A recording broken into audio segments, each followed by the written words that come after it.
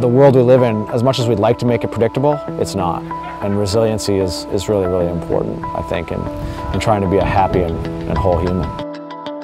The great thing about being in nature is that it throws at you something, a problem, whether it's a high wind or the rain or hail. It throws these things at you and then it'll throw them at you again. So you have an opportunity to react the first time.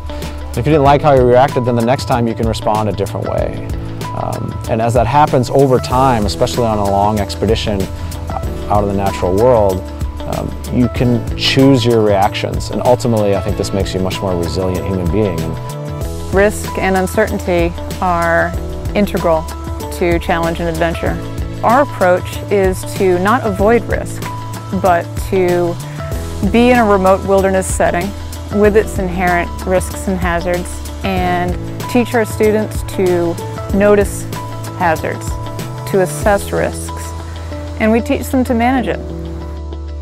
Every day was a challenge because you could learn something, you'd be like, oh yeah, I've got this, and then the wind could change, or we'd just be in completely different conditions where you just had to continue building on what you knew, so there was never a moment you felt completely comfortable in the situation. Safety is at the heart of what we do. In order for students to actually come to Outward Bound and learn and grow as people, they also have to feel safe. And to feel safe, you have to be safe. And so safety enters into almost every conversation of the course in terms of emotional safety and physical safety.